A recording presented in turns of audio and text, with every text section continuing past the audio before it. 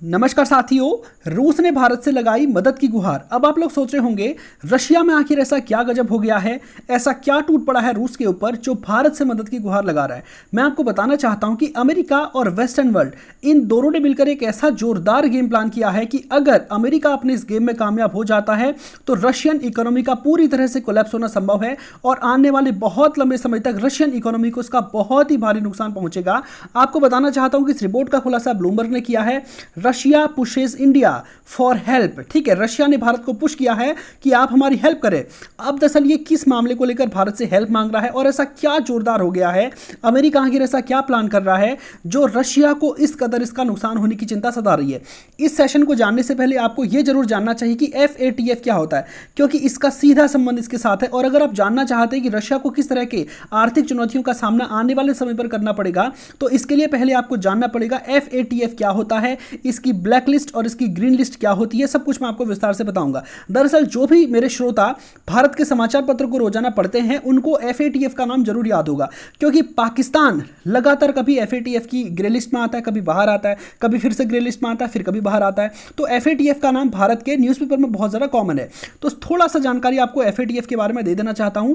FATF का full form होता है फाइनेंशियल एक्शन टास्क फोर्स। ठीक है, तो देखिए पूरी दुनिया में एक्चुअल में क्या है ना, सारे देशों के पास अपना अपना पैसा बहुत बड़ी तादाद में है और हमारे देश में, हमारी दुनिया में बहुत सारे आतंकवादी संगठन काम कर रहे हैं, बहुत सारे ऐसे संगठन काम कर रहे हैं जो ड्रग्स की तस्करी करते हैं, गलत कार्य करते हैं। तो उनके पास पैसा ना पहुंच जाए, तो इसको रोकने के लिए, यानी कि मनी लॉन्ड्रिंग जो हमारी पूरी दुनिया में होती है, इसको रोकने के लिए, आतंकवादियों के पास जो पैसे पहुंचते हैं इसको रोकने के लिए पूरी दुनिया ने एक ग्रुप की स्थापना की है। इस ग्रुप का नाम है FATF। दरअसल इस ग्रुप की स्थापना होती है 1989 में। ठीक, आपको जानना चाहिए कि 1989 में इस ग्रुप की स्थापना होती है। देखिए जैसे इस साल जो G7 की समिट आप जानते हैं हिरोशिमा में हुई है जापान के, तो इसी तरह से G7 की एक समिट होती है 1989 में पेरिस में, और उसी समिट में निर्णय लिया जाता है कि हम FATF नाम से एक संगठन की स्थापना करेंगे। तो 1989 में पेरिस समिट के दौरान, पेरिस में जो G7 की समिट होती है उसके दौरान FATF यानी कि फाइनेंशियल एक्शन टास्क फोर्स की स्थापना होती है। और इस FATF का क्या उद्देश्य था कि जो फाइनेंशियल सिस्टम हमारा है पूरी दुनिया में, देखिए पूरी दुनिया अगर बिजनेस कर रही है तो ऑब्वियस सी बात है कि फाइनेंशियल सिस्टम को हमें मजबूत करना होगा। अगर हम रशिया से कोई सामान खरीद रहे हैं तो रशिया को भी तो हम पेमेंट करेंगे। तो इस चीज को लेते हुए आप देख पाएंगे कि इसका उद्देश्य क्या था। एक तो क्या था, फाइनेंशियल सिस्टम हमारा जो है इसको मजबूत करना था। दूसरा क्या था, मनी लॉन्ड्रिंग पर पूरी तरह से रोकथाम लगानी थी, और जो आतंकवादियों को वित्त पोषण हो रहा है उस पर पूरी तरह से रोकथाम लगानी थी। तो इसके उद्देश्य से G7 की जो समिट होती है पेरिस में 1989 में, इसमें जो है इसकी स्थापना होती है। अब आप सोच रहे होंगे क्या भारत भी 1989 में इसका मेंबर बन गया था, तो देखिए ऐसा नहीं है।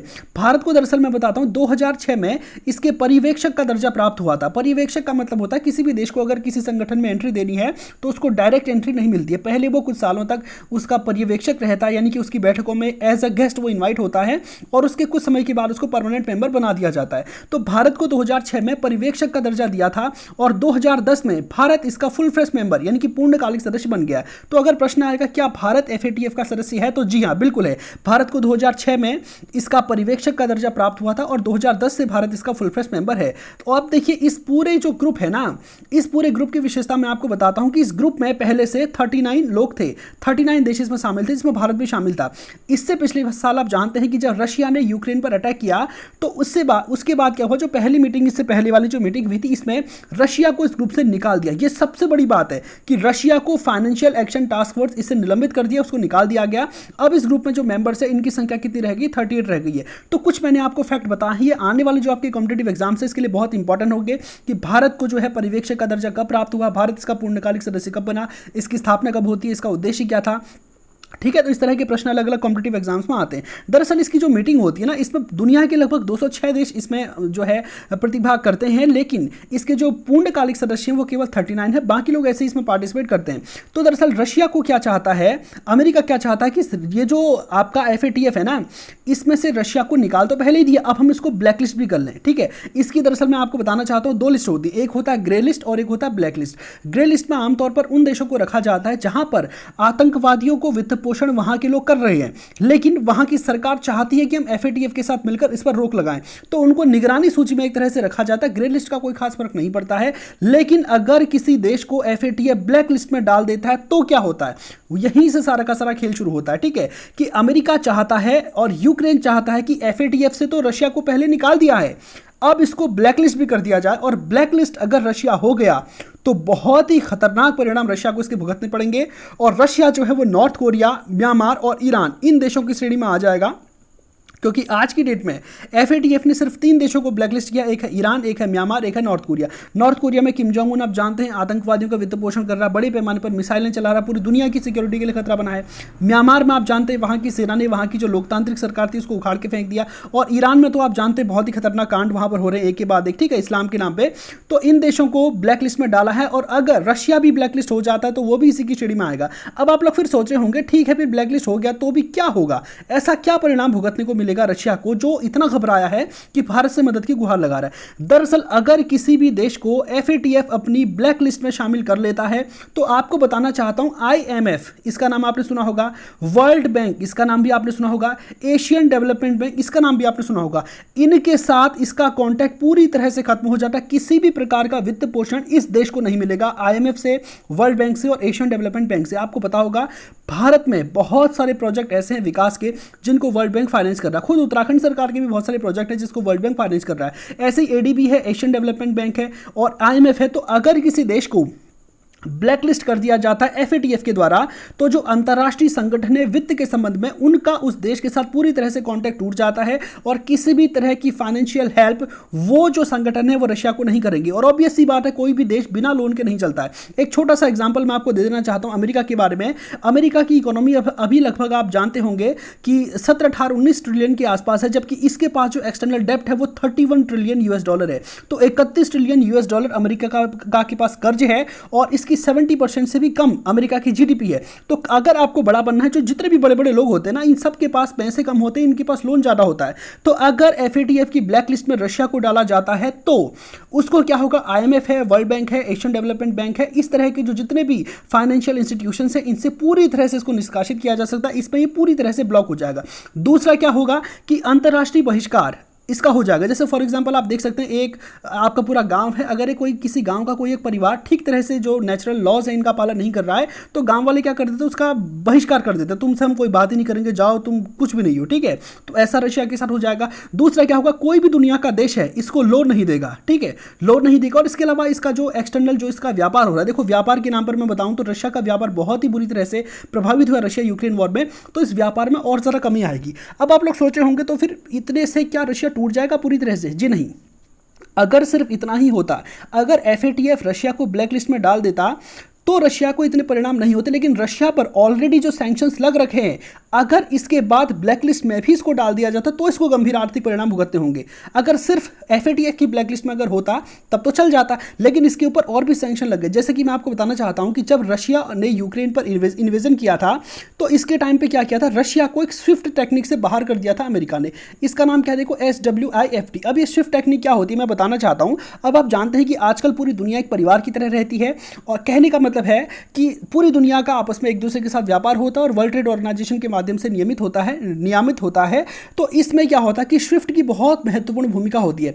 जैसे फॉर एग्जांपल अगर मैं अपने घर में यहाँ पर बैठा हूँ, मुझे भारत के किसी भी बैंक के अपने किसी साथी को अगर मान लीजिए मैंने मान लीजिए अगर मैं यहाँ पर उत्तराखंड में बैठा हूँ, मुझे दिल्ली में या फिर कहीं और जगह पे भारत के अंदर किसी बैंक में अपना पैसा ट्रांसफर करना है, तो वो जो पैसा ट्रांसफर होता है वो नेफ्ट या फिर आरटीजीएस के माध्यम से होता है और उसके लिए आईएफएससी कोड का यूज होता है, ठीक है। तो आईएफएससी कोड का यूज होता है और नेफ्ट आरटीजीएस के माध्यम से वो पैसा ट्रांसफर होता है। तो देश के अंदर अगर एक बैंक से दूसरे बैंक में ट्रांसफर करना है पैसे, तो वहां पर नेफ्ट टेक्निक का या फिर आरटीजीएस टेक्निक का यूज होता है, जिसमें आईएफएससी कोड होता है, उसके माध्यम से पैसे एक बैंक से दूसरे बैंक में ट्रांसफर हो जाते हैं।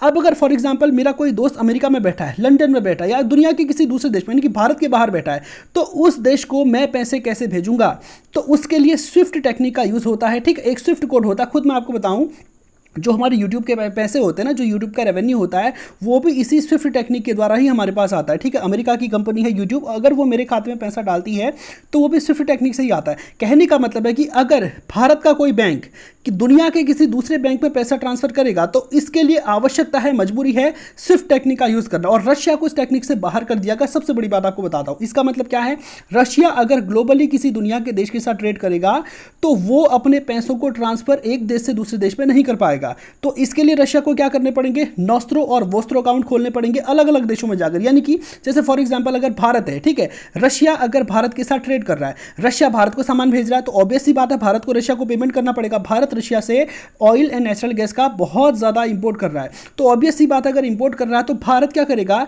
रशिया को पैसे भेजेगा। अब पैसे भेजे कैसे भाई, रशिया को तो स्विफ्ट टेक्निक से बाहर कर दिया है, तो रशिया को हम पैसे कैसे भेजे, तो रशिया क्या करेगा, हमारे देश के एक बैंक में अपना अकाउंट खोलेगा और भारत की सरकार रशिया के इस बैंक अकाउंट में पैसे जमा कर देगी। देखो अगर हम देश के अंदर किसी बैंक अकाउंट में पैसा डालते हैं तो इसमें स्विफ्ट टेक्निक की जरूरत नहीं पड़ती है, हमारी नेफ्ट और आरटीजीएस टेक्निक्स पर्याप्त है हमारे देश के अंदर पैसों का ट्रांसफर करने के लिए। तो रशिया की सरकार को अब क्या करना पड़ गया है, भारत के अंदर अपना अकाउंट खोलना पड़ गया, भारत के बैंक में, जहां पर भारत की सरकार रुपी में पैसे यहां पर डाल दी। अब प्रॉब्लम यहां पर क्या आ गई है कि रशिया को लगभग पूरी दुनिया के साथ ऐसा करना पड़ रहा है, ठीक है।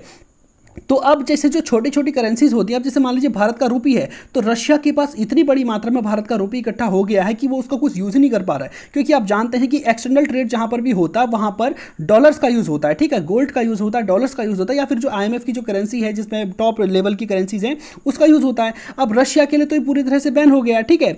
तो अब अगर भारत अपने अकाउंट में डॉलर को जमा करता है तो रशिया के लिए तो इस किसी काम का रह ही नहीं गया इंडियन रुपी। तो यही सारी प्रॉब्लम रुपी रूबल ट्रेड में आ रही है। ऐसे ही पूरी दुनिया के अलग अलग देशों के साथ जो रशिया व्यापार कर रहा है उसमें उसको करेंसी का आदान प्रदान यानी कि पेमेंट लेने में प्रॉब्लम आ रही है, ठीक है। अब यह प्रॉब्लम और ज्यादा बढ़ जाएगी अगर एफएटीएफ की ब्लैक लिस्ट में इसको शामिल कर लिया जाता है, या फिर यूक्रेन चाहता है कि अगर ब्लैक लिस्ट में नहीं भी डालो तो ग्रे लिस्ट में तो कम से कम डालो। तो यह रशिया की प्रॉब्लम है कि अगर वो एफएटीएफ की ब्लैक लिस्ट में आ जाता है तो उसको बहुत सारी प्रॉब्लम होगी, और इसके लिए रशिया ने स्पेशली भारत को कहा है कि आपको अवश्य कुछ ना कुछ करना चाहिए। मैं दिखाना चाहता हूं, रशिया ने भारत को बोला है, हाँ देख लीजिए एफएटीएफ सेट्स, हाँ यहाँ पर है ना, यहाँ पे नहीं है। इसके अलावा आप देख पाते, देखिए रशिया ने क्या कहा है, देखिए अगर हमें अगर ब्लैक लिस्ट में डाला जाता है तो ऐसा नहीं है कि केवल भारत को हम रशिया को ही इसके प्रॉब्लम्स होंगे, इसके बहुत बड़ी तादाद में प्रॉब्लम्स भारत को भी हो सकते हैं। जैसे कि भारत और रशिया के बीच में जो एनर्जी कॉर्पोरेशन चल रहा है, ठीक है, इसमें बहुत सारी प्रॉब्लम्स आ सकती हैं, ठीक है। जो नायरा रशिया की जो कंपनी है, एनर्जी की कंपनी भारत में चल रही है, आपको इसके पेट्रोल पंप भी बहुत सारे देखने को मिले होंगे, इसमें प्रॉब्लम आ जाएगी। अगर रशिया के जो वेपन्स और मिलिट्री इक्विपमेंट्स के जो एक्सपोर्ट्स होते हैं इसमें बहुत बड़ी तादाद में प्रॉब्लम आ जाएगी, ठीक है। भारत में आप जानते हैं कि जो रशिया है लगातार एक के बाद एक न्यूक्लियर पावर प्लांट में निवेश कर रहा है, और अगर रशिया को ब्लैक लिस्ट में डाला जाता है तो भारत जो न्यूक्लियर पावर प्लांट की टेक्नोलॉजी प्राप्त करने का प्रयास कर रहा है उसको भी बहुत ज्यादा नुकसान पहुंचेगा। इसके अलावा आप जानते हैं कि भारत ईरान के माध्यम से रशिया तक पहुंचने के लिए कॉरिडोर की स्थापना करना चाह रहा है। अगर रशिया को ब्लैक लिस्ट किया जाता तो इसमें भी प्रॉब्लम होगी। तो यही सारी बातें अपने आप में चल रही हैं और रशिया चाहता है कि भारत इसकी हेल्प करे, क्योंकि आप देख सकते हैं Russia noted in a document in early may that India had special credibility, यानी कि भारत के पास बहुत ही स्पेशल एक तरह से विश्वास एफएटीएफ के देश करते हैं within the FATF, and it was regrettable that Delhi didn't speak up to oppose Russia suspension. देखिए रशिया का कहना है कि ये बहुत ही रिग्रेटफुल है, बहुत ही दुखद है कि भारत जो एफएटीएफ में एक बहुत ही स्पेशल स्थान रखता है, जिसकी एफएटीएफ में पूरी तरह से क्रेडिबिलिटी का मतलब होता है विश्वसनीयता, ठीक है, और उसके लिए बहुत दुखद है कि जब रशिया को निकाला गया एफएटीएफ से तो भारत ने इस बात का अपोज नहीं किया, जिसका रशिया को क्या है बहुत दुख है। और रशिया चाहता है कि जिस तरह से उस समय तुम चुप रहे थे जब रशिया को यहां से बाहर निकाला गया, अगर हमको ब्लैकलिस्ट किया जाता है तो तुम वहां पर चुप मत रहना, क्योंकि तुम्हारी जो बोलना है उसका बहुत ज्यादा वैल्यू है, और एफएटीएफ की जितनी भी कंट्रीज हैं उनके साथ तुम्हारे बहुत अच्छे संबंध हैं। देखिए अगर मैं एफएटीएफ की बात बताऊं तो ना, यहां पर एफएटीएफ में रशिया को बचाने वाले मेनली अगर मैं आपको बताऊं तो चाइना हो गया, टर्की है, इंडिया है, और इसके अलावा सऊदी अरब, जिसमें से टर्की भी खुद इसको उसमें डाला गया है, ठीक है, इसको ग्रे लिस्ट में डाला गया, तो इसका कोई महत्व नहीं है। तो ऑब्वियस सी बात है चाइना, इंडिया और सऊदी अरब अगर बचाएंगे तो उसको यही बचाएंगे। इसमें से भी सबसे महत्वपूर्ण आवाज़ चाइना की और इंडिया की, क्योंकि आप जानते हैं चाइना और इंडिया पूरी दुनिया में 40 से 45% पॉपुलेशन को रखते हैं। अगर ये दोनों देश किसी एक देश के सपोर्ट में आ जाते हैं तो ऑब्वियस सी बात है उस देश का वजन बढ़ जाता है, ठीक है। तो ये सब कुछ है और उम्मीद करते हैं कि आने वाले समय में रशिया का थोड़ा बहुत ठीक ठाक होगा, क्योंकि देखिए रशिया की अगर मैं आपको बात बताऊं तो रूस ने जब से यूक्रेन पर अटैक किया बुरी तरह से फंस चुका है। आपको बता दें कि इसका कब्जा नाम मात्र जगह पर हो रखा है, जिसमें से लुहांस्क है, डोनेस्क है, ये तो रशिया के समर्थक पहले से ही थे। यहाँ पर कब्जा कर लेना रशिया के लिए कोई बहुत बड़ी बात नहीं, और ये क्रीमिया पर तो 2014 में ही इसने कब्जा कर लिया था। तो बहुत ही बुरी तरह से रशियन फोर्सेज यूक्रेन में पहुंच गई हैं, पहुंच गई ही नहीं मतलब यहाँ पर बहुत ही बुरी तरह से व्यस्त हो गई हैं। यूक्रेन में कहाँ तुम कीव को कब्जा करोगे, तुम यहीं पर पहुंचे हो, तुम्हें अभी इतना और कब्जा करना, और यूक्रेन भी हाथ नहीं हार नहीं मान रहा है। लगातार यूक्रेन को जो वेपन्स है पोलैंड के एरिया से होते हुए यूक्रेन को बहुत सारे वेपन्स अमेरिका और यूरोप का देश जो है पहुंचा रहे हैं और यहां पर बहुत ही विचित्र स्थिति बन गई है। और अगर रशिया आने वाले लंबे समय तक इस युद्ध में व्यस्त रहता है तो रशिया के जो एक्सपोर्ट्स हैं उसमें ऑयल एंड नेचुरल गैस ही बच गए। पहले से आप सोच सकते हैं कि पहले से रशिया जो डिफेंस इक्विपमेंट्स का इतना बड़ा एक्सपोर्टर था अब वो इंपोर्टर बन चुका है। ठीक है, वो खरीद रहा है ईरान से कि क्योंकि उसके पास है रही नहीं गए हैं हथियार। ठीक है, तो पहले एक जमाने में इतने सारे हथियार बेचता था, अब वो क्या कर रहा है, खरीद रहा है। तो बहुत ही बुरी स्थिति अब यहां पर रूस के लिए होगी। और अगर इस सब के बीच में आप जानते हैं कि जितने महत्वपूर्ण ऑर्गेनाइजेशन थे, स्विफ्ट टेक्निक है, इससे रशिया को बाहर निकाल दिया, G7 से रशिया को बाहर निकाल दिया, और भी बहुत सारे जगह हैं, FATF है, इससे भी रशिया को बाहर निकाल दिया। अब तो इसको यहां पर ब्लैकलिस्ट करने की तैयारी, और अगर ब्लैकलिस्ट रशिया होता है तो रशिया का डूबना तय है। ठीक है, तो उम्मीद करता हूं कि जो बातें मैंने आज के सेशन में आपको बताई है वो आप ठीक से समझ पाए होंगे। तो आज के सेशन को यहीं पे समाप्त करते हैं। धन्यवाद।